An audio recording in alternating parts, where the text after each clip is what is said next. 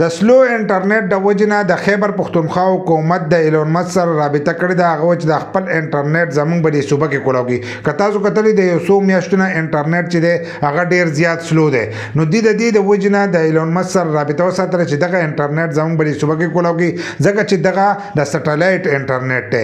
د لپاسه نه د انټرنیټ راځي، د دې سره د تارونو سیستم چې دی دا نشته. موږ چې کم انټرنیټ استعمالو نو دا ټول په تارونو کې راغلی دی او دغه انټرنیټ چې دی دا سټلایټ والا دی. نو د خیبر پختونخوا حکومت چې دی هم د هغو سره رابطه ساتلې ده. خو بل طرف ته که تاسو ګورئ نو پی ټي ای والا چې دی د هغو ټولې معاهدې شوي دي او په لږ وخت کې چې دی دغه انټرنیټ په پاکستان کې سټارټ شي. خو دغه انټرنیټ چې دی غریب عوام د دې پیکج چې دی هغه نشي راغستلی. خو د خیبر پختونخوا حکومت چې دی بیا هم د هغو سره رابطه کړې ده.